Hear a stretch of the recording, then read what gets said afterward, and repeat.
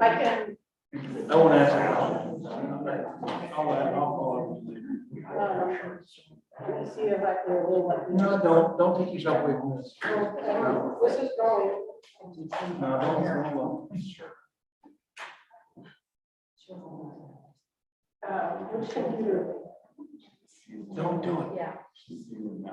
I'm good.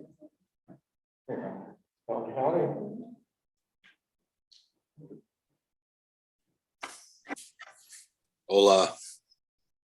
Hey, Oh, boy, talking head. now he's talking California time. He doesn't go, yo.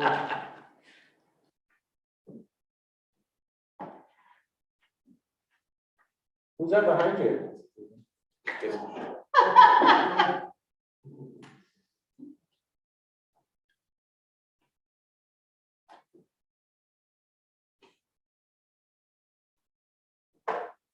Joe, can you hear us? Yeah, I can hear you good.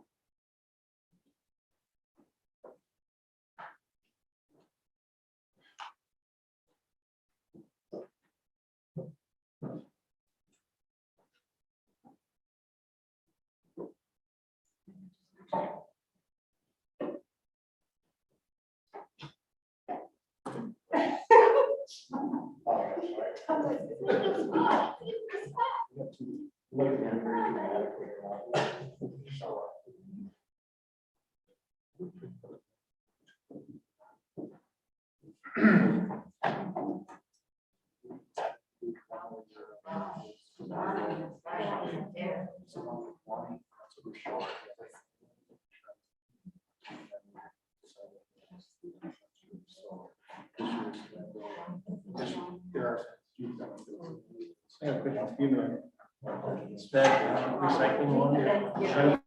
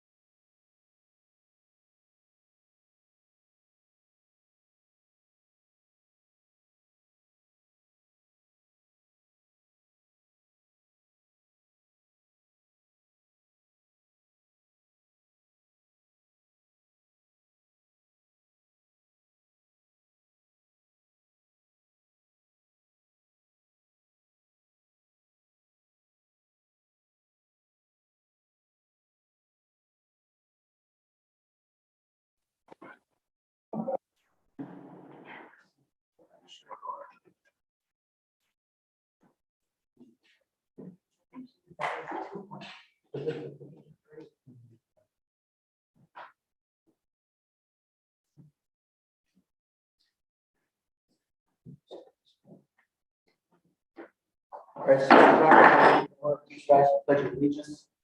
I pledge allegiance to the flag of the United States of America and to the republic for which it stands, one nation, under God, indivisible, with liberty and justice for all. Can you do a roll call, please? Councilmember Robinson, Here. Councilmember Bauer, Here. Councilmember Udvig, here, Councilmember Newbauer, Here. Mayor Feldman. Here. All right, thank you. All right, we have a motion tonight to adopt tonight's agenda. I'll make that motion. Councilor Bauer makes that motion. Do I have a second? I'll second. Councilor Robinson makes that second.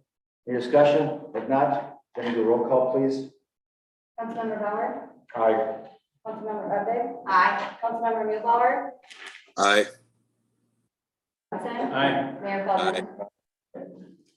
All right, on tonight's consent agenda, we're going to pull out items D, E, G, H, J and K for discussion. So do I have a motion to approve, motion to pass on the consent agenda items A, B, C, F, I, and L? Do I have a motion? Make that motion, Mayor. Council Robinson makes that motion. Do I have a second? I'll second, Mr. Mayor. Councilmember Hood makes a second. Jenny, do a roll call, please. Member Udvig? Aye. Councilmember Bauer? Aye. Councilmember Robinson? Aye. Councilmember Newbauer? Aye. President? Aye. All right, I have some discussion on item J, but the rest of the items I will leave to Councilmember Robinson, who has some questions and concerns. Thanks, Mayor. I don't want to take a lot of time, we'll be brief here, but basically on item D, Chief, on the forfeitures, can you again explain to the public and us what the process, what warrants a forfeiture, and then where do the funds go after process, just briefly? Yeah, well, a lot of things can warrant a forfeiture. The main things we do seize vehicles and go through the forfeiture process for are DWI, certain level of DWI, secondary or above, and or controlled substance violations that meet a certain value to controlled substance itself. So that's what a majority of our forfeitures are, and the process is the driver or owner can contest that within 60 days of the vehicle being seized. They're given all the paperwork, they're given instruction on how to do that. If they don't contest that in court, in a conciliation court within 60 days, or at least file it, the vehicle's awarded to the city. Sometimes they do contest it and we go to court, our investigator goes to court, and you know, the judge decides whether it's a good forfeiture or not. Other times they don't file anything and it just gets awarded to us after a period of time. So this is brought on by the offender, and then there's a statute that you guys follow to, that, like I said, warrants the seizure of these vehicles and getting them off the road and it off the road. So again, it all starts with the decisions made. If you're going to drive intoxicated or under the influence of narcotics. And it's not all insults. It's got to be a certain threshold. It's no serious offender.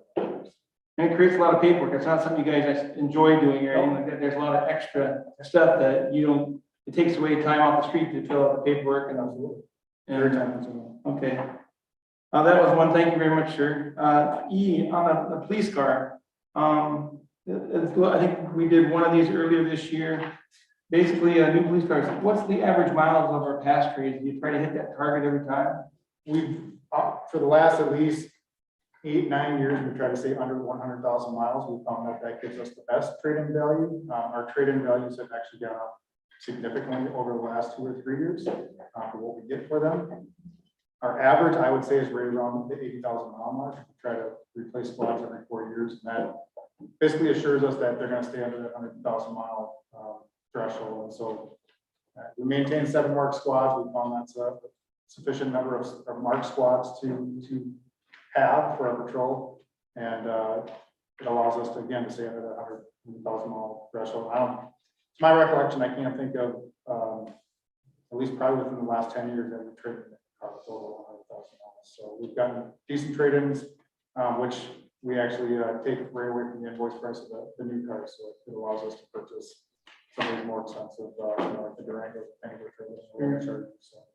And with the contacts in place, do we have better conditioned cars than say a sheriff's car or something? I mean, the square mileage of our city, high-speed chases, probably at a minimum. And we see the maintenance bills on a monthly and quarterly basis of what it takes to a deer hit or this and that for cars. Our cars are they above average shape, or I mean, you know, I believe the sheriff's office replaces their cars like every year or two, so they're replacing theirs much more often than we are, just based on the amount they're driving them. I would say, you know, it depends on which car. We've had some lemons in the past few years that have had a little more maintenance costs than others, but you know, all in all, our maintenance budget that we've had hasn't really, if anything, it's been reduced over the last 5 years. And it's been fine and you know, a good amount to allow us to fix the things that need to be fixed. So I would say, all in all, you know, we're average. Some of our cars are very good. They're never in the shop. Others, not so much. We've had two Durangos, or a Durango and a Charger this year that had to be fixed, some pretty major repairs, but both covered under warranty. that's good. So, you know, we're fortunate there, and actually one was over 60,000 miles and they still covered it. So, Very good. that we work with the dealer well, they find these warranties that if they can find them. But we're always gonna have some, the tires and the oil changes and things like that, the collision notices, we cover our insurance if we snag it there or something, but. So I would say all in all, we're average. I mean, we do have some issues with some squads from time to time, but all is pretty good. And with 7 cars, do we average like 2 a year that we need up? And we use plant software, which is awesome because it's forecasting ahead of time. So the budget is prepared for expenses like this. But with 7 cars, are we doing about 2 a year or every 2 We're years? alternating, so it's gonna be requesting 1 car for 2022, 2023 will be 2 cars. So Okay, it's been a 1-2 rotation here for quite a while. okay. All right, that's all I had on that section also. Thank you, sir. And then H, maybe this is for Joe as far as drug testing allotment or agreement here. What employees drug testing apply to? Public Works employees. Only. Okay, I just want to clarify that one. Then item G, Public Works, let's see, 45, the Anoka County allotment for 45,000 towards our recycling, which again, I'm pro recycling. Again, I'm not a tree hugger, but I think there's a place for things to go back into the stream again. I'm just curious at the end, and maybe you can answer, an abatement grant, is that the overall for the 45,000, or was there something towards the end of the, this section that we were applying for a concrete pad or what? Mayor Cohen, so I'm not quite familiar with that. I'd have to get back to you with that information. Okay, I didn't mean to put you on the spot. No, that's fine. Nope. I can send Jason an email off on that one. And then lastly, Kay, the liquor store, we got to take a small tour. Last week, the mayor showed us around what's been going on. And again, I just want to, and I'm not round nosing or anything like that, but the guy has a construction background. He's done an awful lot over there to save the city a lot of money and bird dog some incidental stuff and not so incidental, big stuff, major stuff. Let alone some of the infrastructure that was underneath the building that needed to be fixed. So just so people are aware, he hasn't gotten compensated a dime. If he was in the regular business of this, what he does for a living outside of being a mayor, probably be 50, 60K to be a general contractor to cover this contractor who apparently isn't they're doing a subpar job. Again, they're a little bidder. That's what you got to do. You got to do a little bit of stuff. Where getting an education, and at least the mayor is taking this thing by the horns, which it's more of a hobby to him, I think, now than anything. But he's taken a lot of pride in the work that he's done, and I just want to show our general appreciation. And I mentioned it on previous meetings, but after walking through there, it's going to be a big deal when it's done. It'll be a nice deal to have. We're lucky to have it as a city, as a revenue stream for us. So not really a thank you needed because we've thanked you before, but he's bird dogging this thing really well, and we should be proud of that fact that it's above and beyond. I So appreciate that. Thank you. that's all I have. Thank you. Thank you.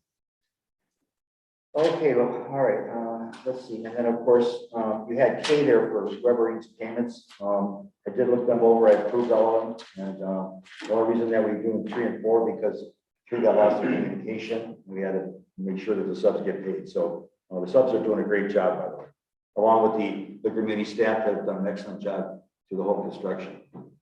They finally have their own bathroom now with a door on it. That's pretty good. It's a big way. Anyways, I want to thank them for all their work on that. The item that I want to discuss is the Woodbury gazebo re-roof. And I want to give you the idea of my thoughts on this. And as we go in here, and Jason's got some options here on page, what is it here? 85, if you look at the packet, okay? And there was 2 bids on it. The advantage is way out of line. So we'll talk about Cedar Creek Construction, Inc. I have talked to the owner, Chuck, today about that, and I've got some pictures here that I can show. Can we turn the lights down so we can see a little better, Jenny? Anyways, in the package, you see where Jason is going for option 3, not option 4. But I'm looking at this right now, and I just want to tell you about Cedar, where you may not be aware of this, but Cedar today, by the way, is getting the ability to get it is being more difficult, and the price has increased. He feels the price won't be going down anytime soon with the Cedar, but Cedar has a warranty of 10 years. And cedar may look good in the beginning, but over time with weather, unless it's sealed over time, and will have to be sealed multiple times, will gray out. And then you'll get an old look to it, even though it may be new shingles. The shingles on option 4 are number 1 cedar shingle. You can't get those right now. They're back on a back order, special order. And the one that would be on option 3 is a hand split cedar shake, which is not on there right now, but can be had. Now that comes again with a 10-year warranty. But I wanted to show you the condition of the gazebo as it stands today. It's 20 years right now there, but during the 20 years, it's never been sealed, which means you'd have to power spray it for the algae or mold that grows on it. Then you have to seal it, and you'll have to do that multiple times through it. So there is a maintenance upkeep to it if you want to make it look fresh, which today it looks old after 20 years of being neglected. So the next picture I wanted to show you, Darcy can put that up, is a shingle. Let me see until she gets this up. That's okay.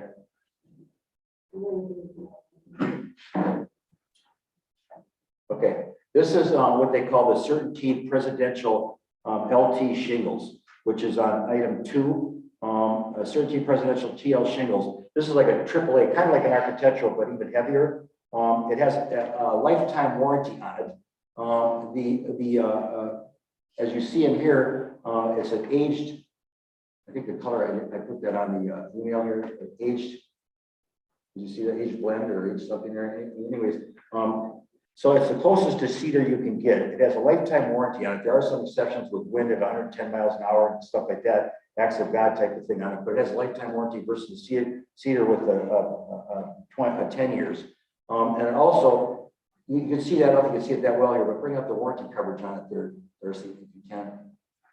And you'll see there, it has a lifetime limited warranty. Then it goes on to 10 years for Sure Start warranty that covers 100% of replacement of labor costs due to manufacturing defects, a 15-year streak fighter warranty against streaking out and discoloration caused by airborne algae, then a 15-year, 110-mile and resistance warranty. And the wind warranty upgrade is available to up to 130 miles per hour on the shingles. Virtually with this shingles, we won't have to ever do anything with this roof again if we were to go that route. Now, grant you, it also costs less, but that's not the factor I'm really dealing with, in my opinion, as a contractor, is that cedar looks nice, but cedar has to be maintained to keep its fresh look. You can't just put it on there and walk away with it after 20 years and expect it to be as you did the first install date. It won't be like that. So I'm just wondering here, again, lifetime with some exceptions there, again, wind and nature, versus 10 years with the cedar and the availability of the cedar in the future. I'm just wondering if it wouldn't be smarter here to go with an asphalt shingle with a limited lifetime warranty on it and be done with it. And to a point where we won't have to deal with it again. If we're going to use the cedar, and I will also emphasize this or clarify this, that Chuck from Cedar Creek says he hasn't done a cedar install on a roof in 1.5 years. Mostly what he does today is basically repairs on cedar shakes. So he's telling me, what he told me was that people are getting less apt to use cedar shakes as shingles today. And that's from the contractor who installs this. So I'm just wondering, I want to bring it to your attention. I'm just wondering if we may be smarter going with an asphalt shingle with a heavy triple layer look with a good warranty and be done with this and keep this as a fresh look with good color to it over the years instead of spending the money on cedar and having to maintain it over the years. So I'd like to get your take on this, what you think. Do you want to show that last picture?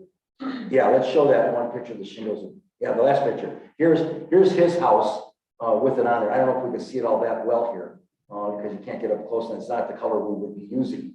But like I say, again, I think there's some advantages to this. The one, of course, the cost is less, but that's really not why I'm bringing this up. As I said before, it's mostly cedar. I've used cedar to cover the rims on decks and that, and it looks nice in the beginning, but if you don't treat it and keep it fresh, it will look old as though you never did it. The gazebo is important to Woodbury Park, and I think it's something we should consider at this point. So, Joe, I'll start with you on any questions you might have on this and when I bring it up. Yeah, I don't really have any question, Mr. Mayor. I'd have to agree with you just for the fact that there's a better warranty, less maintenance, and the cost is less. To me is a trifecta to me, it's almost a no-brainer. Okay, thank you, Joe. Sarah, your comments? I'm fine with going that roof, but I don't want to throw money at the roof when the rest of it's falling apart. Because if you look at that, if you go and look at the gazebo itself, there's lots of rotted wood. It's not in good shape. I brought that to Jason's attention quite a while ago when I did all the parks. And there are lots of things on that gazebo that need to be fixed. And putting on a new roof is great, but unless we're gonna really take care of the whole thing, I don't want to just see a new roof. Well, that's a good question. Parrish, you've been out there, you've seen the shape of it. So what condition is it in? Because she's right. Why put a roof on it if you're not going to change the structure, the soundness of the structure? Mayor Council, that's a fair point to make. Certainly we could reassess the condition of the structure itself before proceeding with the roof. Bring in the contractor to give us a total assessment of the gazebo before proceeding. I believe Jason has been working on that, as far as doing the, maintenance that should be required on that, so. All right, well, in that case, we'll get some more discussion here from Rob and Kevin on this, but as far as the roof, in that case, we probably should delay this and do the roof next year as we look at the structure itself, what needs to be replaced and make it sound before we put the roof on it. Rob, your comments? Well, I'm all for the number 2 option. I guess my main question would be to legal, where we send an RFP out for Cedar, and just because Cedar Creek, they are the low bidder for Cedar, but would they be the low bidder for an architectural shingle, and would we need to go out for another bid based on changing the parameters of the bid? Advantage didn't give us alternate quotes. Councilmember Bauer, you could, but under the municipal contracting law, the dollar amount is so low that you would not have. Okay, so you could accept this option number 2 if you wanted to, or council if they want to, and either delay or defer this action as they see fit. I would be on board to have Cedar Creek maybe come out and say, we've awarded you the roof. We want a sound roof. If we do a change order on structural information on before they put the roof on, right, and say, hey, do an assessment, how much lumber needs to be replaced to make sure that the roof you're going to put on there lasts the 20 years, and get them to guarantee that maybe. Okay. In some sort of fashion. Well, yeah, especially now that we know there's some structure into it. Yeah. We don't want to put a roof on solid building. Right, because they're warranting the work. The shingle's gonna last, but if it doesn't stay up, propped up for 20 years, they're not gonna want to eat. Right, that'll affect the The structure. structure.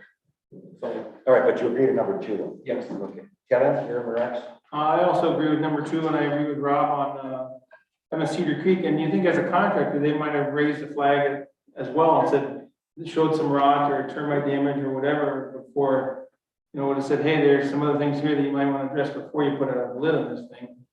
So I pull back on this until we get assess what really needs to be done. It's a landmark in our city. It'd be nice to see it in, as best shape as possible.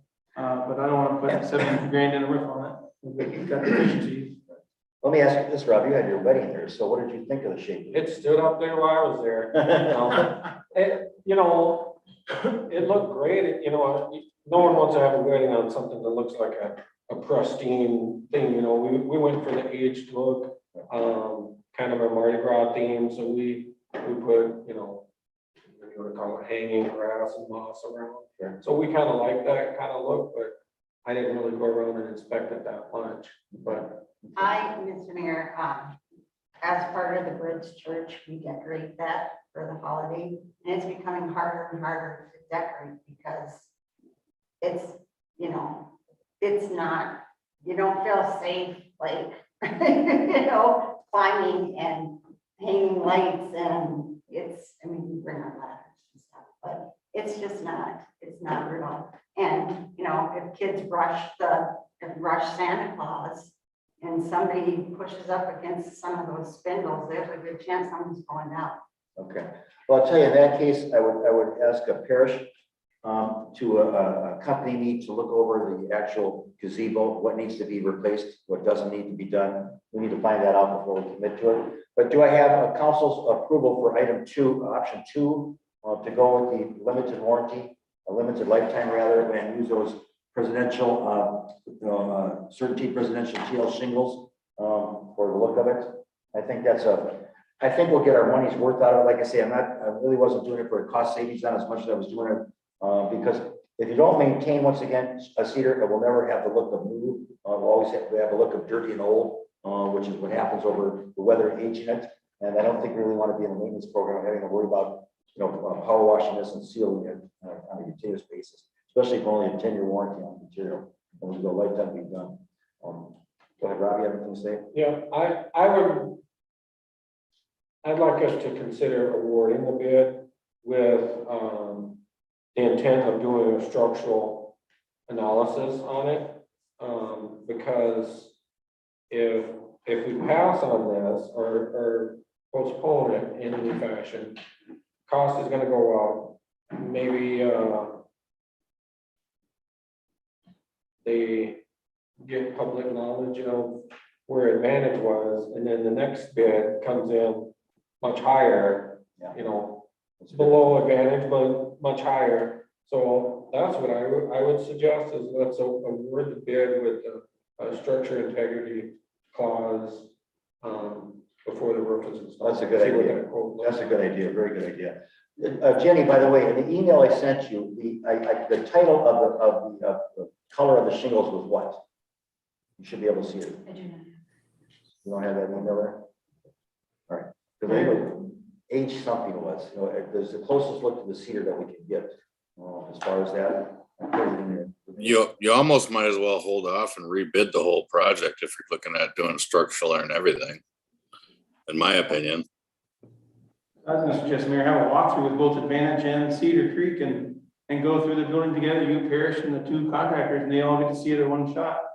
Right, but the only difference is that the square footage of the roof maintains, no matter what we do structurally to it, that stays the same. And what Rob's saying is if we don't lock it in, that price may vary. So, that's understandable, because I mean, the way material is going up and down today. How about if we do this? I mean, we could delay it to the next meeting. Give me time to go look at the structure with Parish and Public Works. And then I'll reach out to Chuck from here and I'll reach out to the other company. They can both look at it. I don't know if they'll do the structural work on it or they're just roofers. I don't know. We have to pull another I set. think they do it all. Okay, that'd be great if they do. Are you looking for aged bark? Aged bark, that's what it was, aged bark, yeah. How about if we, so the next So if we table this, would that allow us to maintain the 2 bids? Yeah, if you continue it for 2 weeks, yes. Okay. Then come back up, you'd have the additional information and whether or not that's something structurally the council can look at that time. So you'd just be continuing the item for 2 weeks. Okay, and they could still roof it then too, Mike. They still roof it. Okay, so let's table that, and then Public Works, we'll get a hold of Cedar Creek Construction and Advantage Construction, have them come out, look at the roof for both, so that Advantage has a fair bidding process to go with shingles as well as a cedar shake. They can go to certain deeds too, give us a price on that, and then we can look at it structurally, see how to make this building sound. It's an investment in the park, an investment in something that's been around a long time. We should deal this right, but do it right, and get our bang for our dollar, in my opinion. So, on that, Make a motion to So we'll continue. for the consent agenda, you've got 2 motions that you're gonna make. that you're gonna make for me.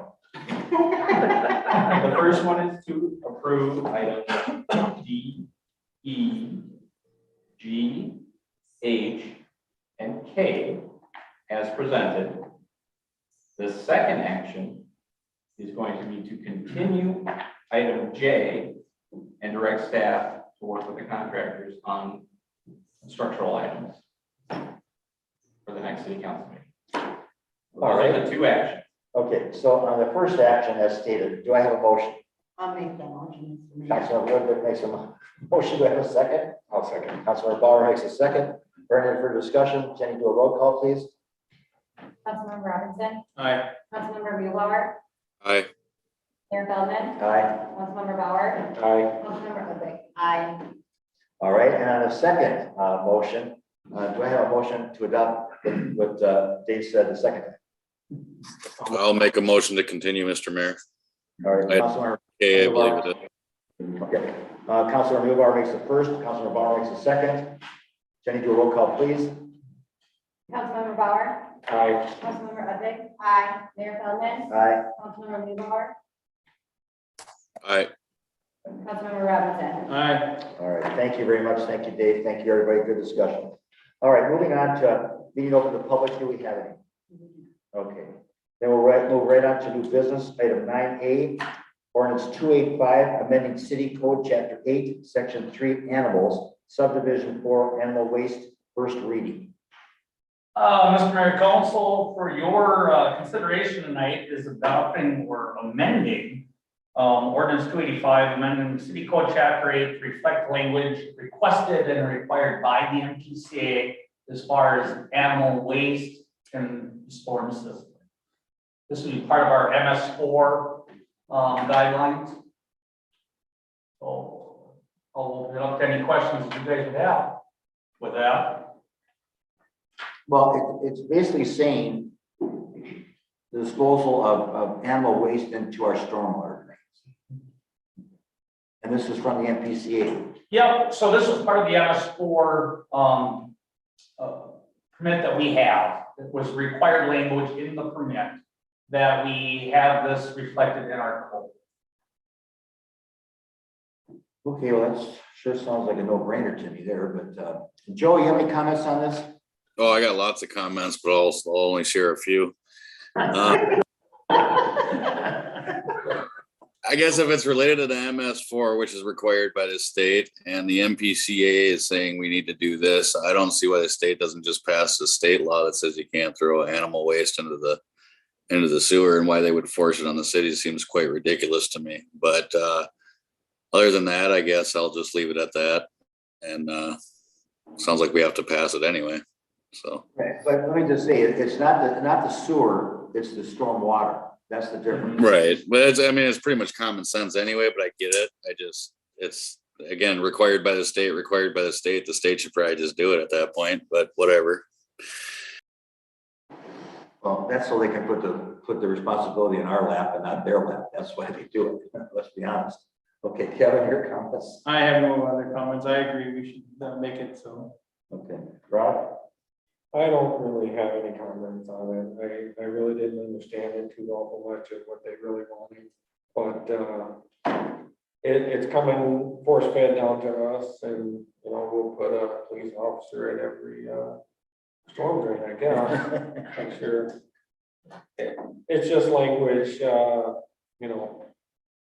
for animal waste and clean up after your dogs, I guess, is really what they want you to do. So that's how I read it. All right, thank you, Sarah, for your comments. I don't really have any comments either. I don't know what you do if you're walking your dog and steps to go to the bathroom, you just like kick it or throw it or yell stop, or do they just, should we start requiring diapers? So I'm not sure, but yeah, we don't really have a choice, so we just request that our residents and those visiting our city please be responsible and don't let your pets go potty on our storm drains. Thank you. Well, it's the same thing we faced since 2017 on the MS4. It was the state down, feds down us, the NPC and that, and we're the ones who get the flack for it. So this will just be a little more flack for us to deal with. We really have no choice. So barring any further discussion, do I have a motion to adopt ordinance 285, amending city code chapter 8, section 3, animals, subdivision 4, animal waste, first reading? Do I have a motion? Make that motion. Councilor Robinson makes that motion. Do I have a second? I'll second. Councilor Bauer makes a second. Barring any further discussion, Jenny, do a roll call, please. Councilmember Udvig. Aye. Councilmember Bauer, Aye. Mayor Feldman, Aye. Councilmember Mewbauer, Aye. Councilmember Robinson. Aye. All right, thank you very much. All right, moving on tonight to the reports, or our second meeting of the public. Moving on to reports, Fire Department monthly report. Dave, that's you. Mayor and council, for your review tonight is the fire department's September monthly report. As you can see on the first page, we continue to exceed our expectations and goals for response times, with 7 minutes, 39 seconds being our average for the month of September. And we do continue to see our volumes increase, and September was no different, with 65 total responses or calls for service in September. Of note, we're running about 40% of an increase in run volume year to year from 2020 to 2021. And we've seen that trajectory every month so far this year of an increased run volume. Our average firefighters per response dipped a little bit for the month of September, partly because the state fair was actually happening this year, and we had quite a few staff that took advantage. But with Labor Day weekend and people shutting down cabins and boats for the season, we typically see a little bit of a dip this time. Our distribution between fire and EMS runs remains stable, and you see that disparity between 14 fire runs and 51 EMS runs for the month. On the last page, again, highlighting our variance usage. It was a very busy month. We did add a new metric this month, and this would only account for about half of the month for reporting of ambulance response times over 20. We did flag 4 runs with ambulance response time over 20 minutes for the month of September. October will be our first month where we get a true aggregate complete month snapshot of what that potentially looks like. But of note, we did also flag 7 runs as meeting COVID criteria for the month of September. That trend seems to be continuing into October, as we've had 2 runs already today that we did flag for COVID criteria. So hopefully we'll eventually start to see those numbers stabilize in a downward trajectory again soon.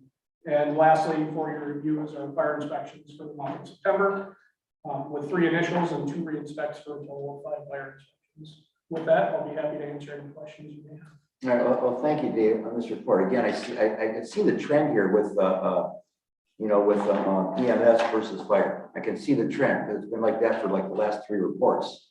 Actually, this is the 3rd one, so I can see where it's going.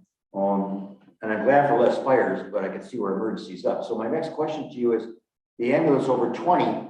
So with 20 minutes response time from an ambulance, and we've talked about this where they're roaming around, so they're never in one city at one time, which would be ideal, but of course that cost factor is never going to be passed on. So the fact that you have your staff doing EMS and with police in conjunction with that is a matter of life and death. And I can't emphasize that enough to council and the people listening in, that once again, ambulances roam around from city to city. If the need for an ambulance is called, if they're in another city, that takes response time to get to us. In the meantime, it's your departments, both fire and police, that make the difference between that person living or dying. So kudos to you for bringing that ability to our city, both you and Todd, because when we took over 17, it was not here. And I'm not saying it didn't have some ability, but not to the level we have today. And that is something to be commended.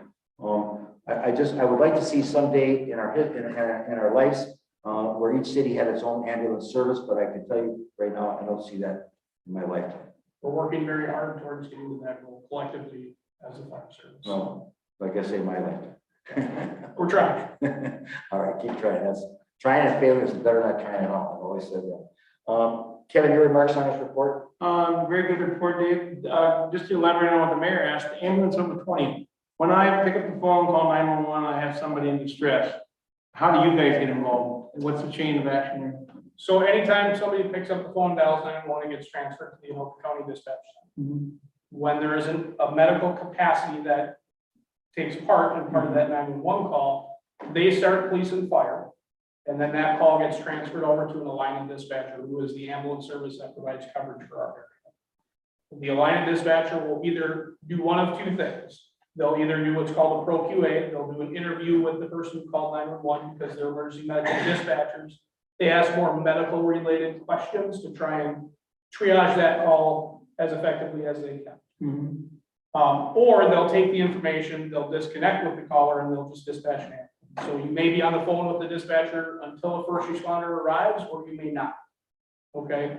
Once that call gets handed out to a line, they dispatch the closest ambulance, wherever that may be, and they get dispatched to an address within the city. So you really have 2 dispatchers that are touching that call on an EMS call. County dispatcher and then transferring that over to an Alina dispatcher. In the meantime, you have several individuals in town, might be a county market, shopping, whatever, their spot boxes go off. They go, how do they decide whether they should respond, go to the station, get a rig and go, or how's that happen? So every firefighter is equipped with a pager, and we primarily rely on an app. It's called Active 911. Each firefighter is required to make 20% of their calls calculated on a quarterly basis. So it's up to them to manage their time on when they are available to respond and when they're not available to respond. So it's not like they're necessarily keeping track in their head internally of, I gotta make X amount of calls.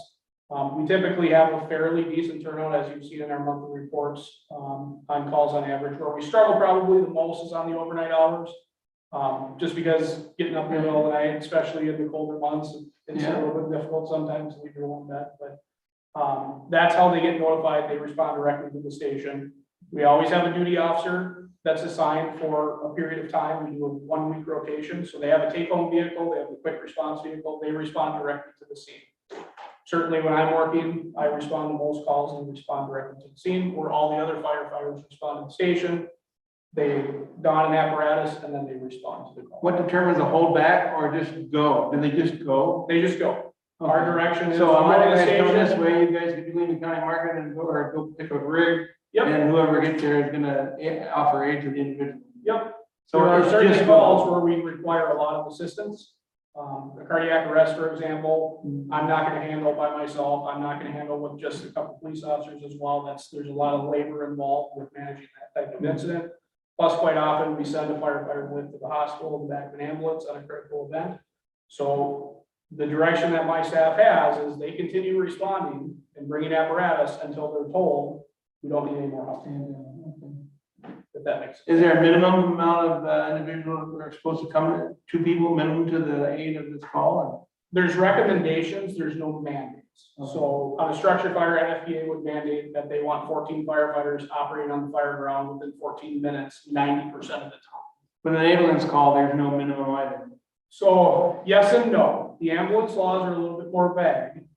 What Alina strives for in our area is they strive for a 17-minute and 59-second response time, 90% of the time. But you guys have been kicking butt here. Absolutely. And we will continue to do so. Okay. Thank you very much. Very in-depth. I appreciate it. And I will give you an example of that. About a month ago, I was at Kings County Market with my wife, and Officer Bulera came in. And he was carrying his bag. He actually went to someone who in the pharmaceutical department who got a shot, who had a reaction. And it was Bulera, Officer Bulera, and fire that were there before the ambulance. And the ambulance came and then took the individual away on a gurney, I believe it was, or whatever. But it was the reaction of the fire, police, and then fire that made the difference until the ambulance got there. And actually, I saw it in motion. It's a big deal. And I'm not striving that Atlanta doesn't have a purpose. It's great to know that the services our citizens are paying for and the amount of experienced staff that you have are responding and everybody's doing what they're supposed to do. So, And minutes save lives. Exactly. So, like I say, I hope someday we'll have ambulances in every city, which will negate a lot of what you're doing right now, but work hand in hand better. But that time distance and travel makes the difference. Rob, your comments? Great report. You could have an ambulance in every city, but the minute you have a call, an ambulance ain't in your city no more. So you could have 2 ambulances in every city. And it's a vicious cycle in emergency services. I hope the ambulance over 20 is being done by every city. Do you know, Dave, if that's a tool to kind of return that information to Alina and say, how can we do better? How can we provide services for all our cities that Alina touches? So I've shared what we've done to create this report with every fire chief within the company. I know Andover is working on a way to replicate that as well, and they're experiencing the same issues that we are, right? There's a national paramedic shortage. This isn't a St. Francis problem. This truly is a national problem. But I have shared how we are creating our data metrics.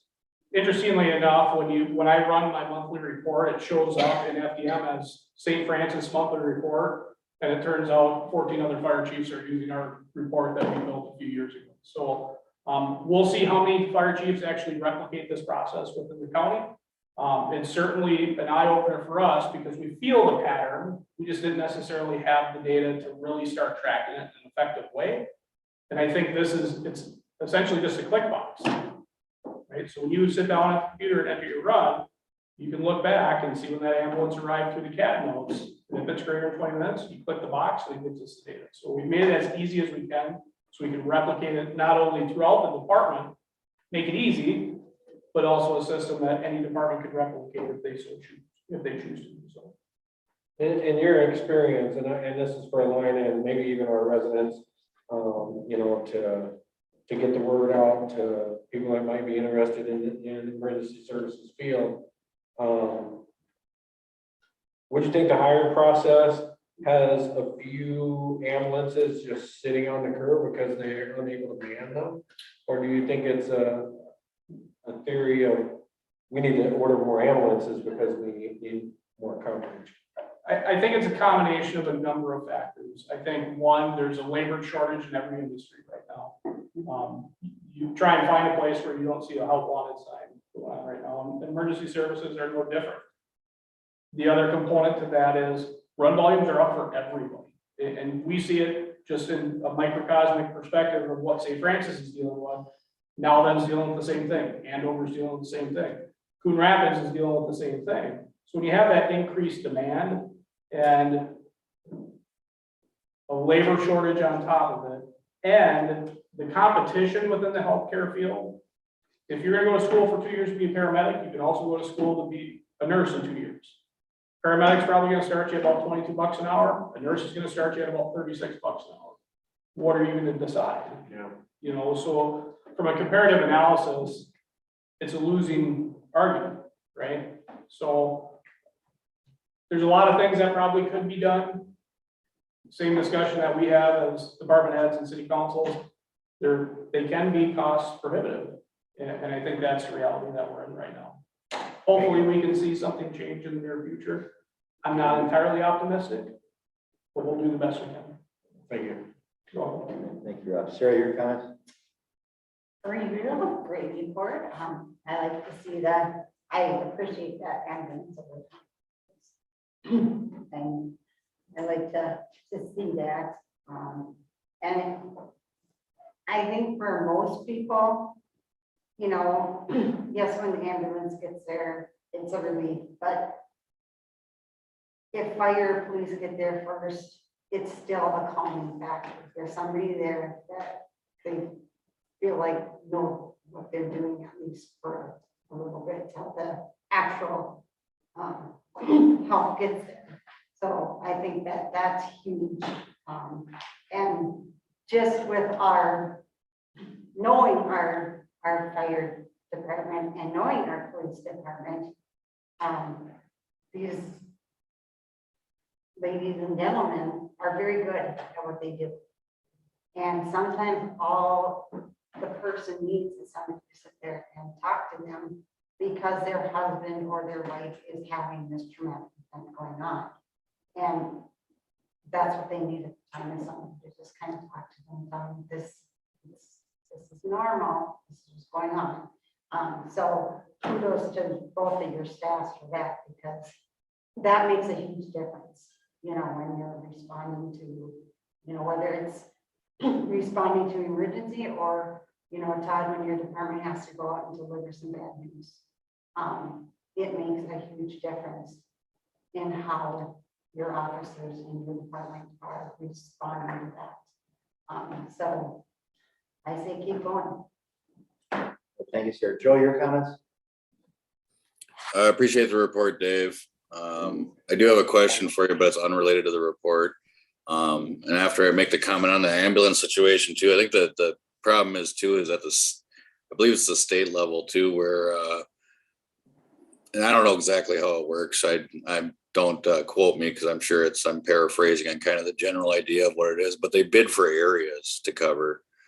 And then when they get that area, they obviously staff it as low as possible to make the profits as high as possible. And that's kind of the problem with the ambulance situation as well, like any business. So it's kind of an ugly deal, and it again comes down to the money and the profits that are involved with that, but that's just my 2 cents on that. My question is, you can look it up, I guess, if you want to figure out exactly how it works, but it's really a goofy system, and to me, it's a systematic issue that needs to be fixed with the ambulance situation in general. My question, Dave, is just curious how everything's going with Now Then, and if you had anything to comment on that situation at all. I'm just kind of curious how that's going. Yeah, Now Then continues to go well. We're working through, I think we talked about last time, we're working through a pretty large capital expenditure purchase with the new tanker and a lot of miscellaneous equipment. We're also concurrently doing a hiring process right now. We're currently vetting 4 candidates to onboard over there at the fire department. They do have a staffing change upcoming at the city. Their city clerk recently put in their resignation. So we're not quite sure from a processing standpoint, how much or if any that will impact the fire side of things as far as continuing to get things processed. But all in all, they continue to operate with very high degree of success. We have a tremendous amount of support from the mayor and council over there, so I'm optimistic that this will continue to be a very fruitful partnership moving into the future. Thank you. That's all I had, Mr. Mayor. Yeah, thank you, Joe.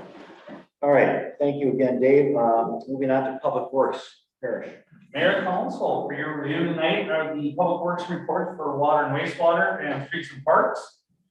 Starting with the water and the wastewater, I'd just like to point out, obviously, that the demand for water has started to lower finally after a hot June, July, and August.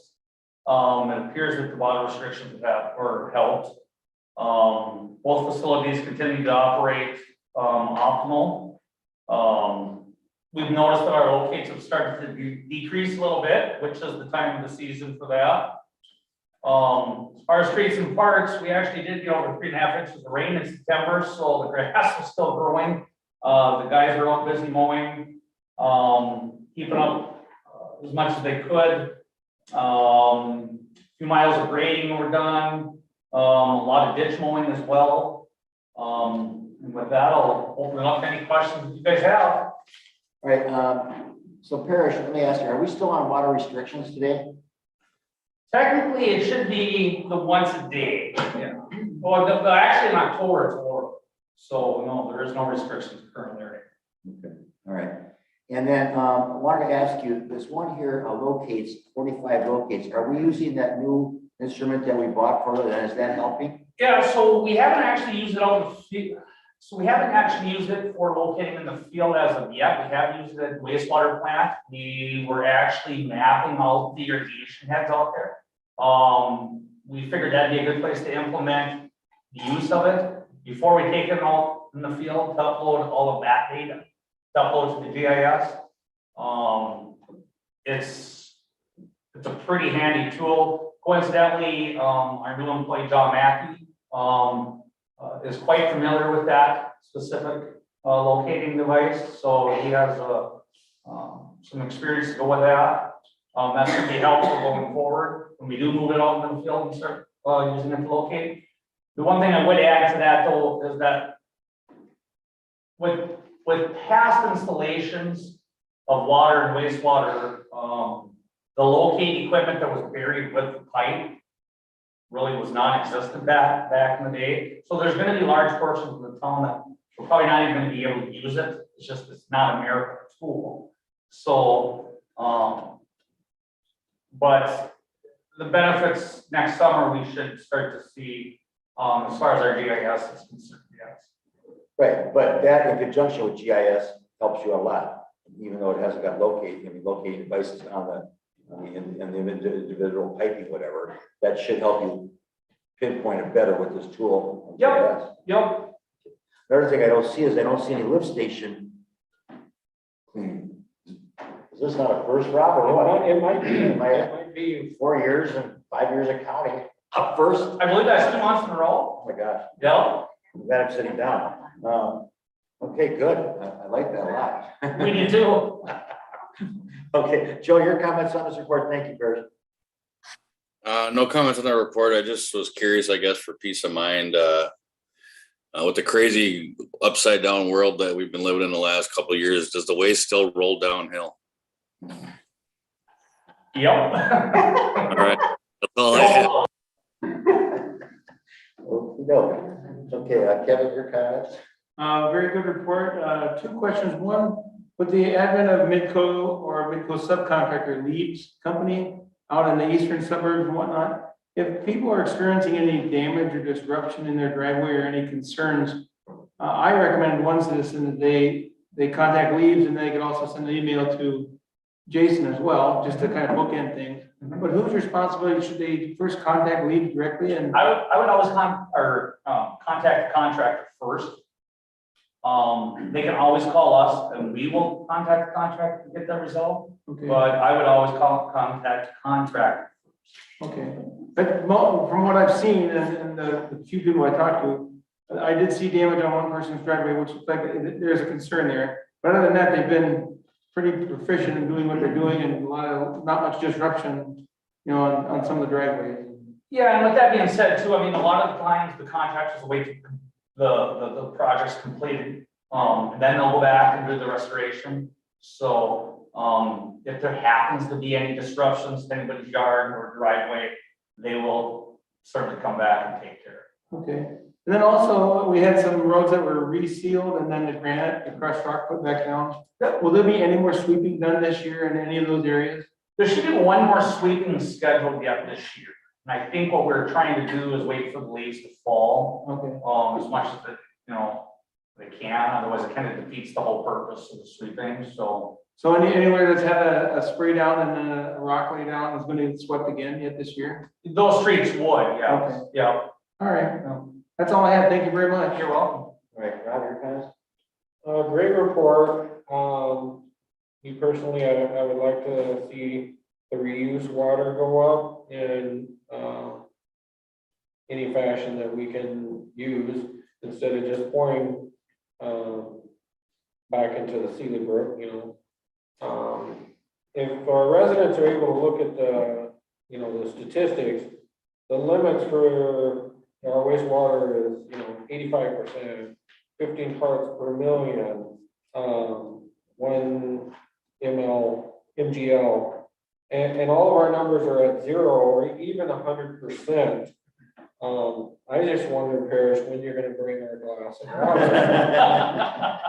water to prove that this water is actually cleaner than the water that comes out of the water treatment facility. And would you say that that's a safe assessment? I know we're far from reuse water and until it's more information is put out to residents about that. Right. Would you agree that this influent water is actually cleaner than the well water? Yeah, so the effluent water that's deemed reuse is actually cleaner than the river that it goes into. I mean, we have the data to back that, so. Is it As far as the cleaner than the reuse, city water? what's that? Is it cleaner than the city water? No, it's entirely a different beast, or two Okay. different sets of parameters. I mean, Okay. reuse is classified as tertiary water. So drinking water certainly has a lot more stringent standard that it has to meet, before it can be consumed. Yeah, and as far as elevating the reuse numbers, that's site specific. We do use it exclusively for irrigation and public works, which we can, because that's in our permit.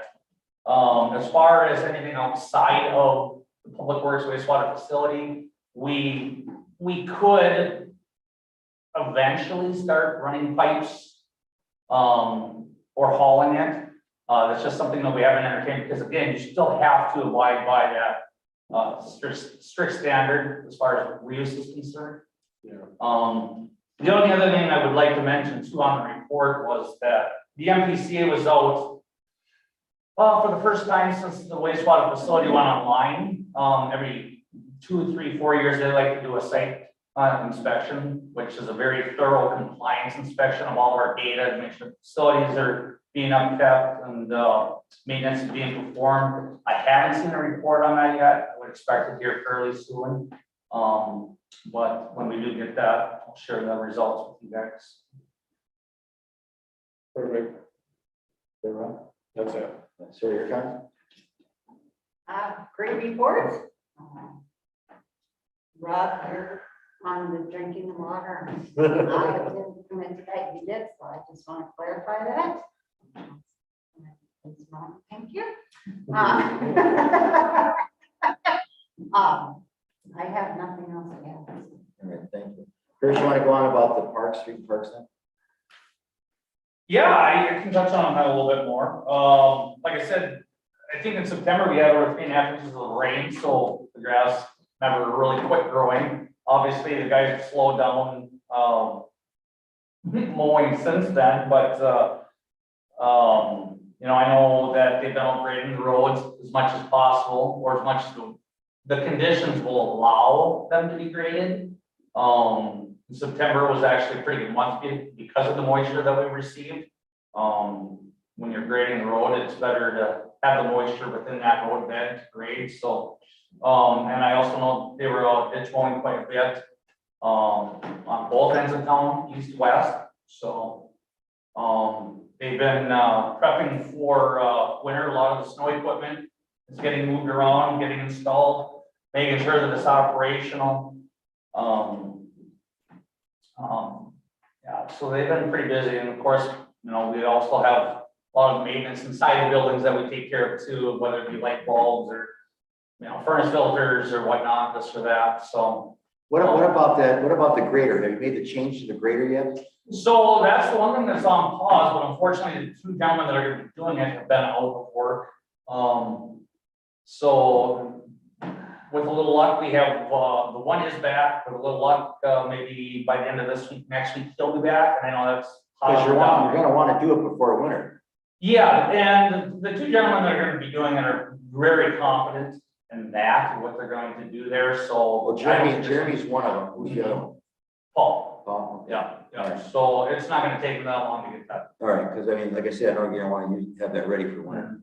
And then also, are you telling us that depending on the parameters of using reused water, you could actually pipe over to a community park and use sprinkler? Well, you could, but it's a little bit more in depth than that. I mean, yeah, theoretically you can run a pipe, but then you have to post it, and obviously it's not for human consumption, and then you have to make sure that it meets all kinds of total farm rules and laws. So you have to be very careful on where it goes. And then the MPCA also has strict guidelines of where it can go. So I don't know if the park would qualify for it. There are, you know, like our public works facility is fenced in, right? So the general public can't get into there or come in contact with that water easily. So that's, and again, that is actually in the permit. If we were to entertain options of going anywhere else, that would actually be opening up our permit for renewal. So. All right, and then also I want to commend you and your staff at the wastewater. You know, at the very beginning when this thing went online in 2017, you know, we mentioned about, you know, bringing another company in to handle it, and then you said you could do it, and you've done very well. So I want to commend you, compliment you and your staff on bringing it, having the wastewater facility run at the state-of-the-art ability that it has. You've done very well with that. You said you could do it, and you've walked the talk, and I appreciate that very much.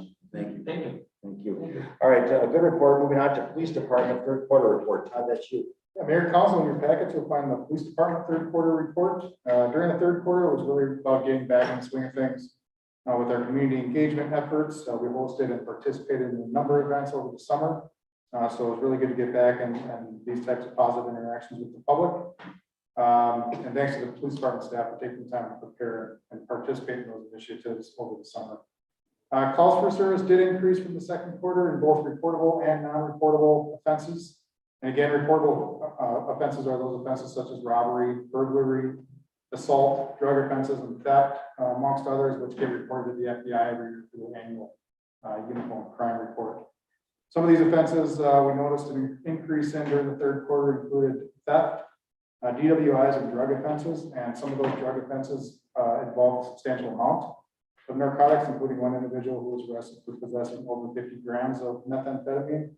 We're still seeing lots of heroin use out there, some overdoses, and possession as well. And officers are are really getting after it, doing a great job intercepting some of this activity. We've had another hero on the rest last night, so. Some non-reportable offenses which increased were medicals, alarm calls, and welfare checks. Cases referred to investigations were up during the quarter. And besides an increase in caseload, the department investigator conducted compliance checks for both tobacco and alcohol in local businesses and establishments over the summer. And officers also conducted predatory offender compliance checks on all local predatory offenders. Traffic enforcement continues to be a priority, as it always is. Officers are doing a good job out there on being visible, especially during the peak traffic hours, in periods in the mornings and the afternoons, particularly the school back in session now. Officers issued 235 citations during the quarter. And traffic accidents are remaining consistent from quarter to quarter. And what we're seeing as the main contributing factor to most of these accidents is distraction or just plain inattention. Drivers just not paying attention to what they're doing, and they're not taking enough time to look at and evaluate what's going on around them. So that is what we're seeing as the main contributing factor to most of our accidents out there. Also in the report, on page 5, I guess it would be in the report, is a page dedicated to the Minnesota TZD, or Toward Zero Deaths. Despite the extra efforts of law enforcement, numbers unfortunately are going in the wrong direction. Statewide fatalities are up over this time last year, with contributing factors being speed, distracted driving, alcohol, and lack of seatbelt use. And statewide DWIs are also up over this time last year. We have over 18,000 DWIs currently in the state. Law enforcement will continue to work these TZD events, including St. Francis officers, in hopes of getting these numbers to stabilize here a little bit. Page 6 of the report recognizes Officer Chris Valera for his actions during a pursuit that he was involved in during a shift last November 2020. During that shift, Officer Valera made a traffic stop on a vehicle. He then fled the traffic stop. Officer Valera pursued the suspect, who would end up shooting at Officer Valera and assisting officers several times during that chase. The chase would eventually end up in Sherburne County, where the suspect was taken into custody after a standoff. And then an award ceremony in August of this year, Officer Valera was awarded the Department Medal of Valor for his bravery and actions taken that day. The awards page out of this report, actually, I found out this morning, was actually already been posted on the Anoka County TZD Facebook page. And we'll get it displayed on our Facebook page as well. But I was a little surprised that a report I hadn't even given yet, it's already out there. So people definitely have access to things through the internet. The remainder of the report really just highlights the department's outreach efforts with photos from events we hosted and participated in during the third quarter. Truly very proud of the work our officers and staff do, both on the enforcement side and the educational and outreach side. They work very hard and they put in a lot of hours. So we hope that continues, and we hope to round out the remainder of the year healthy and look forward to 2022. So with that, I can answer the questions. Well, thank you, Todd, on your report. I just want to emphasize here, where Anoka County law enforcement urges motorists to slow down, put down the devices, drive sober, and wear seatbelts. You know, I'm really amazed that still, on the off-week memos, I mentioned this a lot, by the way, the DWIs and the drugs and people driving with expired licenses and whatever. I mean, it's just amazing to me that, you know, with Uber out there and all the other things like that, you know, drinking and driving does not work. It just really has shown over the years it doesn't work. And then these traffic stops are up and citations and that. It's just amazing to me that people haven't learned a lesson yet. And then also, I was at that ceremony for Officer Valera, which I thought was excellent. I mean, he was very calm, cool, and collective. And even at that King County Market that day. That's what we like in our police officers. I mean, you know, staying with their feet on the ground and not overreacting and going crazy and all that you read about almost every other day. And also, I want to commend your department on these programs you're doing with Officer Hearns and the rest of your officers. These are great programs. The ice cream one that with the call with the cop, I think is excellent. Night Unite, which of course is one of our big things anyways, but and the senior thing, all these are good programs. We're a community. We're not 60,000 people, we're 8,000 plus people. But with that small town feeling, we really made that community orientation with the police a good thing. And like I've always said, we don't want our residents feeling scared or afraid to call the police. We don't ever want that. And you've done a great job, bringing that, not having that feeling part of the department. So, and I think these events help out a lot.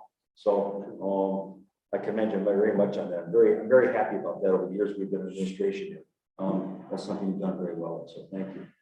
Joe, your comments on this report, by the way? I don't really have any comments on the report other than good job as usual, Todd. Appreciate the report and look forward to the Citizens Academy again next year. I'm hoping more council members participate next year coming up. I think it's really worth your time. It's really fun if you can make it work into your schedule. You learn a lot, and really hope more citizens get out and experience that. 'Cause I really enjoyed that piece of it and all the programs you guys do. And like I say, good job. So that's all I have. Thank you, Joe. Sarah, your comments? Great report as usual, and yes, it's great to see the community taking advantage of these things. We just had the Eddie the Eagle for the gun safety. That was well attended, I saw. And then the other thing I was going to ask you about was, can you touch on the new stickers that you have available at the police station? Yeah, so recently implemented, we've developed, we're making available stickers that residents can post on their windows or doors that first responders can see to help us aid them a little better. If they have, some special medical conditions or something like that, that may alert us to, or reasons to report caution or any other circumstance they might have that might help us aid them a little better. So the stickers are available at the police department. Officers are carrying them around as well and tagging them out as I see that. Very good, very good. That just it makes your job easier when you get there. Tend to having to ask questions, you already know what's going on beforehand. It's good to go. Very good. Thank you, Sarah. Bring that to our attention. Rob, your comments? Todd, great report, as usual. All the programs are great. They've been that way for the last, since I've been on the council, and probably even before then, not knowing any of the programs that your officers do to become approachable. And I think that's what our residents need to get back to, is our officers are people to here supporting our community and their community people. And they want just what's best for our community, our children and things like that. And I think all these programs that you're doing really revitalizes the bad reputation that cops have gotten over the last at least 2 years. And I'm hoping we're turning the corner and kind of bringing that back to St. Francis. So I look forward to making some more of the events. And I want you to thank your officers for their hard work and dedication. Thank you, Rob. Kevin, your comments?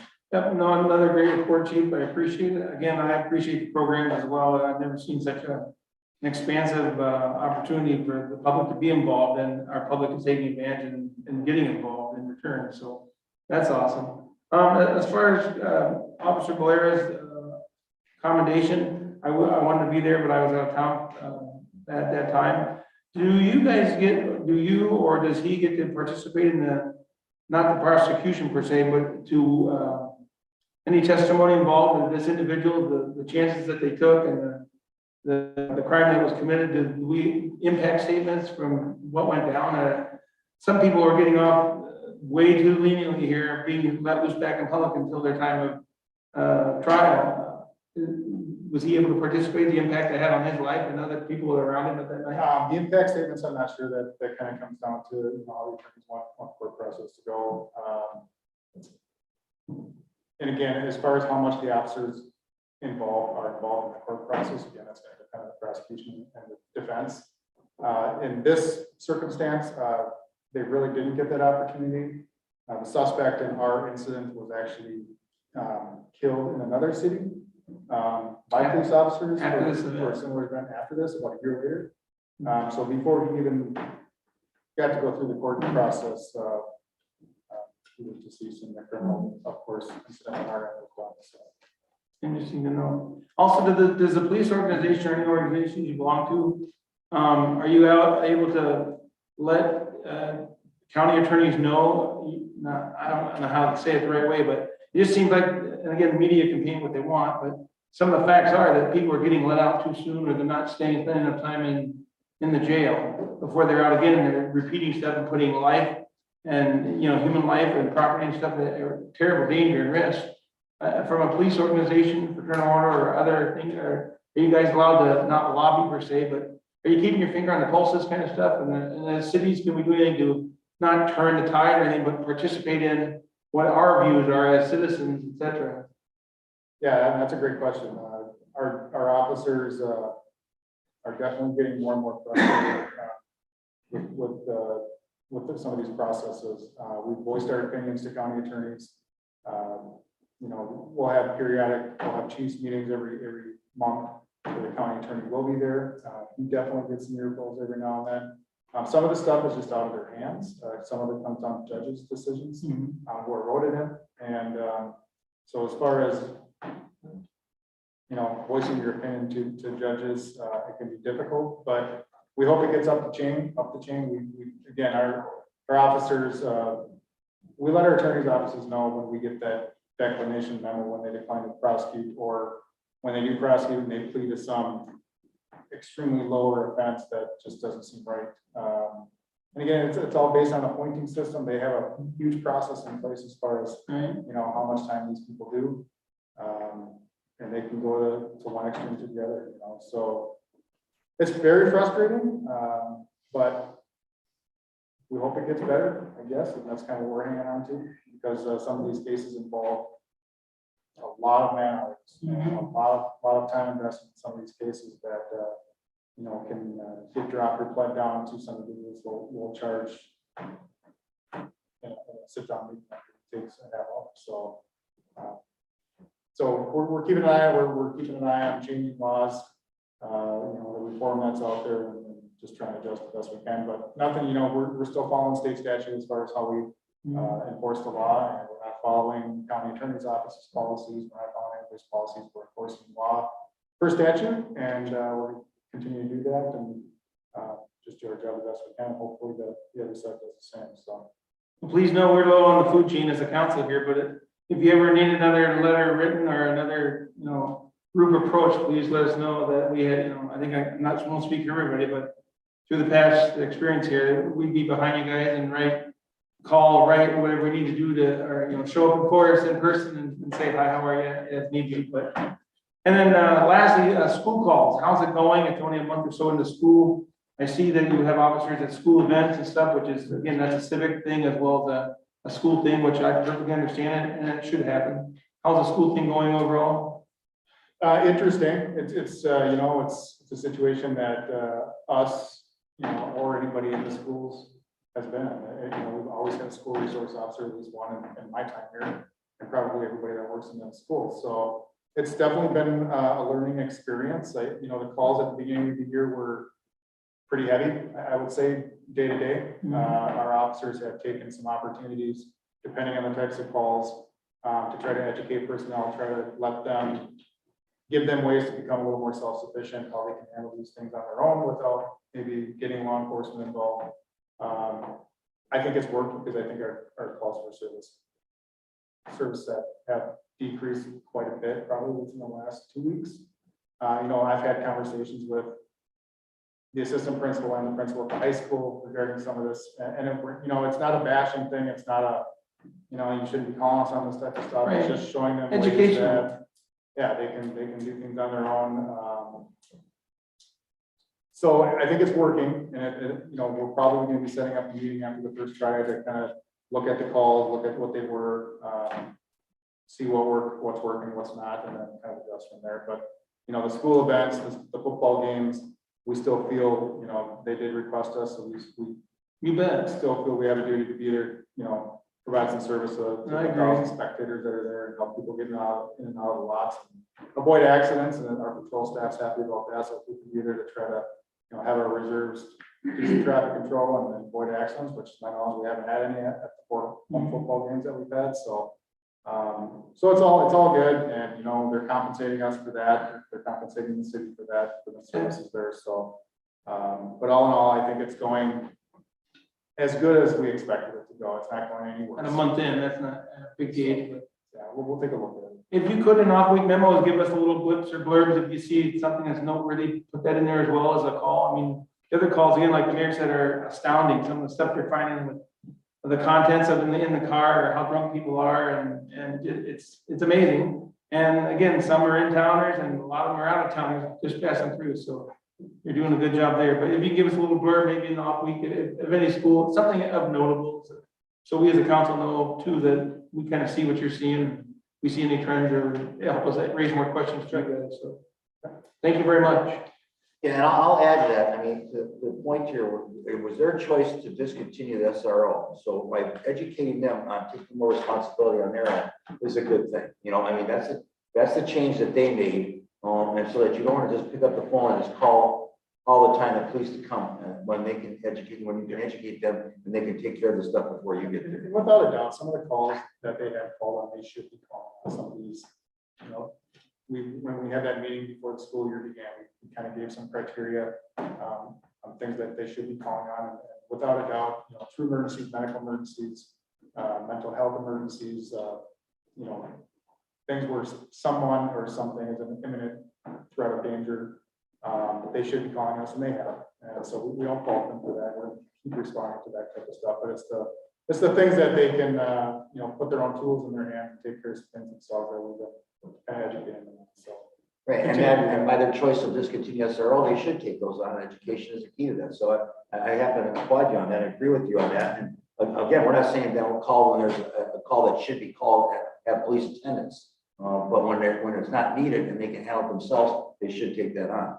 It was their choice not to do an SRO. Also, I want to just point out here for public information, all that under the consent agenda was control device policy amendments, not control, rather portable recording system policy approval.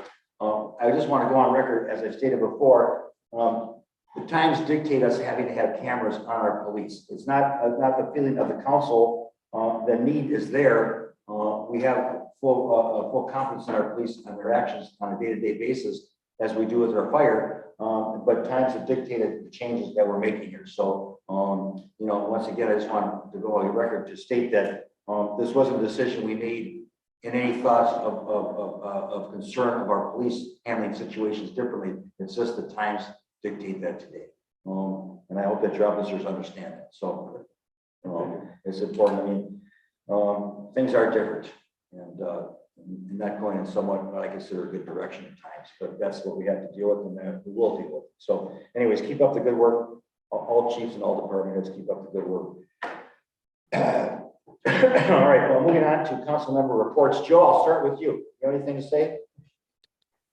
No, I attended the work session last week. Other than that, I'm out of town working and doing what I can do. I think I should be back within a month for sure, and maybe sooner. So we'll see what happens with that. But again, just thanks staff and everybody. Appreciate all your guys' accommodations for my current situation, being out of town and being able to participate. So thank staff for all the hard work, and council as well. Thank you guys.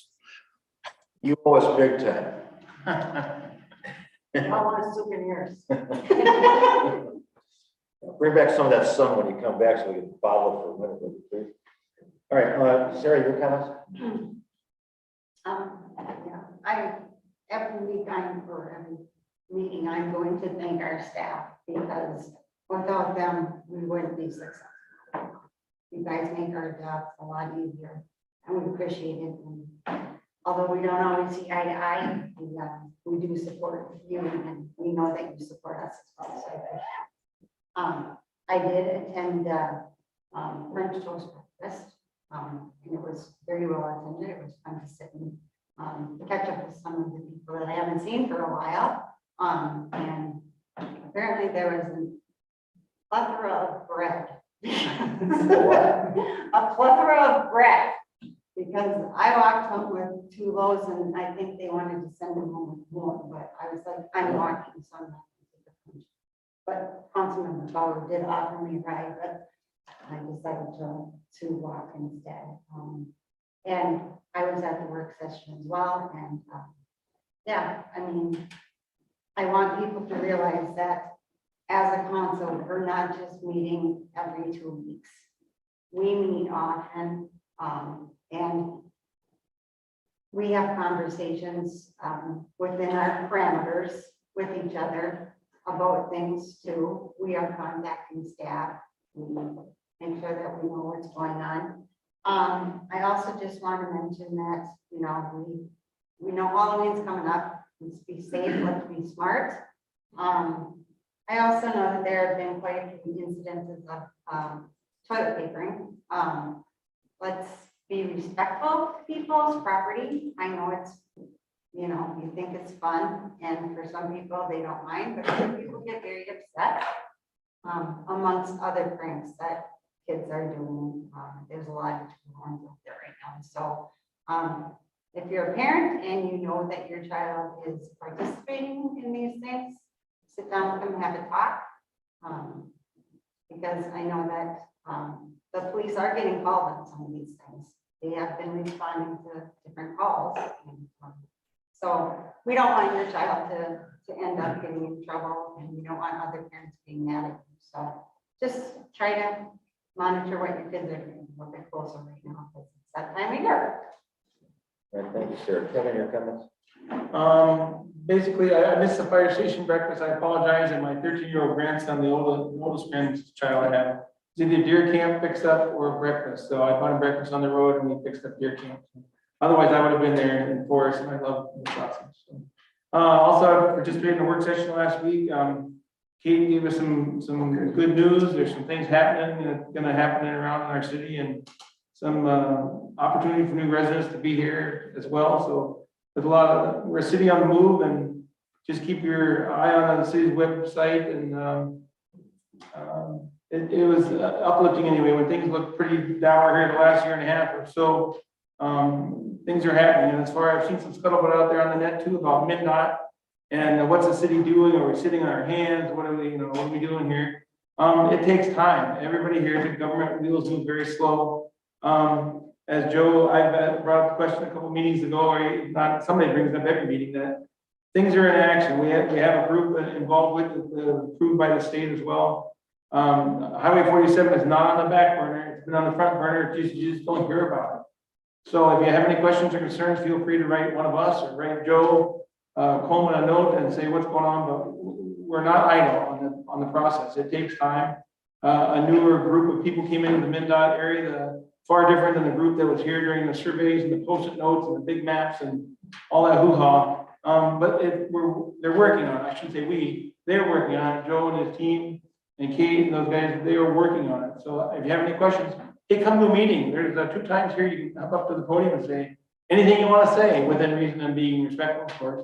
But things are going on, and we're trying to make the best of a bad situation. We haven't forgotten about the girls who were hurt or their families or the impact it had on the city. So things are in motion. It's just not moving as fast as we'd like, but we want to do it right. And you give it half-baked, it's going to stay half-baked in our city. We don't want that. We've got retail involved. We have school involved. We have health and safety involved. It's all going to be taken into consideration. So please have patience, and please come to a meeting and ask the question yourself instead of sitting down, tippy-tapping on the old Facebook. Come on in and spend 15 minutes.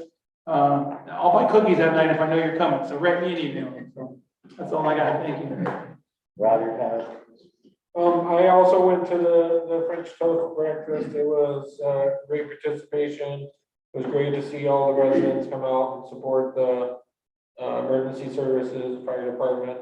They had a lot of vendors come out, teaching electrical safety and things of that nature. So it was really well received. Really appreciated. Thank all the firefighters for participating and volunteering. Also went to the work session. I want to thank Kate for her hard work. It doesn't go unnoticed as a department head, and everything that I see the city trying to grow and build. I think we're doing a great job as a team. And I just want to thank all the, city staff. So it is noted and it is seen of all the hard work that you guys put in, and I appreciate it. Thank you. I missed the French breakfast. Late hours at the muni has been making me very tired, and I slept real late. Sleep's important to me right now. So I wouldn't miss that breakfast for anything other than that, but hopefully I'll have this muni done here so I can do it next year. But I'm working, I'm closing up that store almost every night, so it's been a lot, but I have to get it done, so. But anyways, I'm glad that it turned out good, and I know the French breakfast is always a good thing to go to, so. Reluctantly, I missed it, but we'll make up for it next year.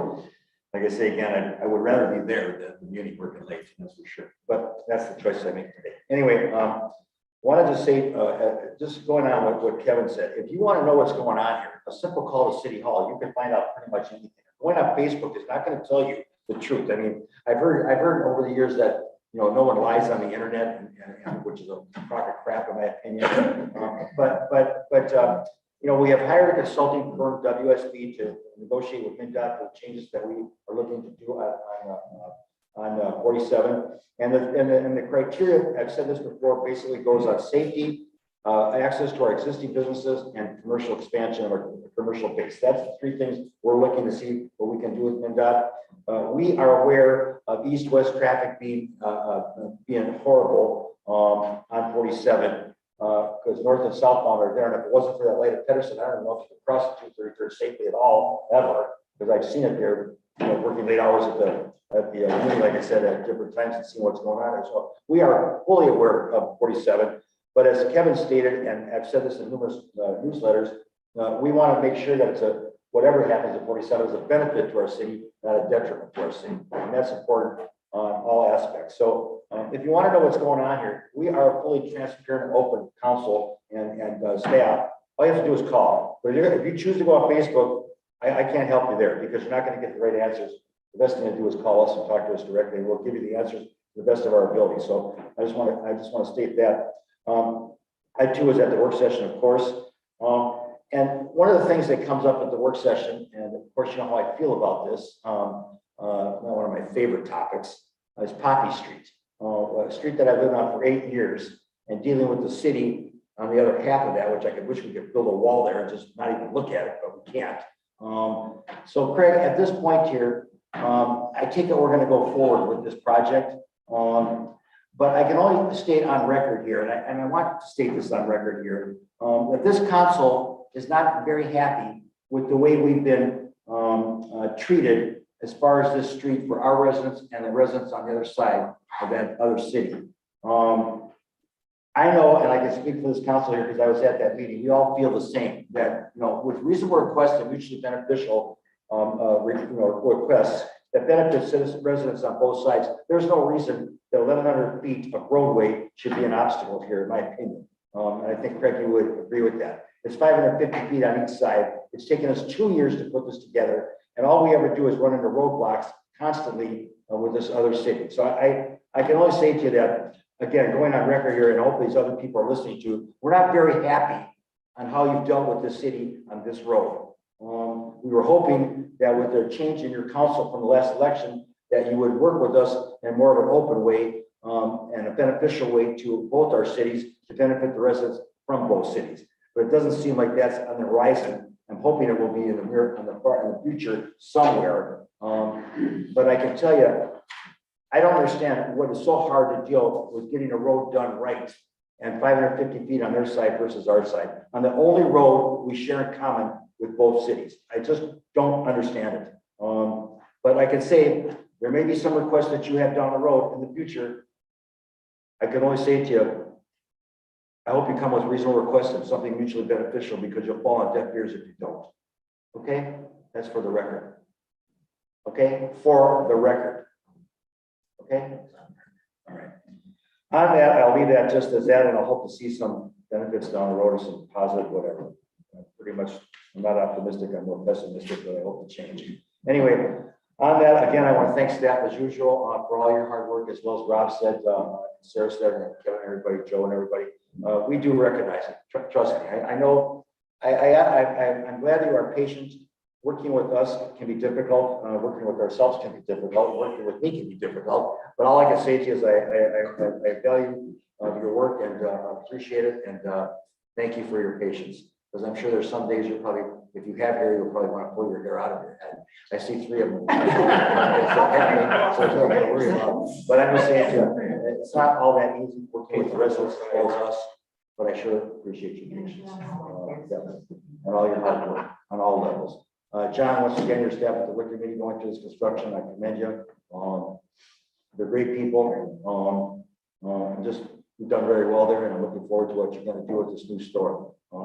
I know the excitement is happening, it's there, other people are talking about it, and that's good. So we're open up so they can look around and see what's going on. I just love how people come and go, are you downsizing? You know, I mean, you know, the roof is being changed, the sink, you know, the ceiling's being changed, opens. Are you downsizing? No, look out there and just see a whole store there. I mean, it's just amazing the questions you get there, but it's going to be very beautiful when it's done, and hopefully sooner than later. So good job, everybody.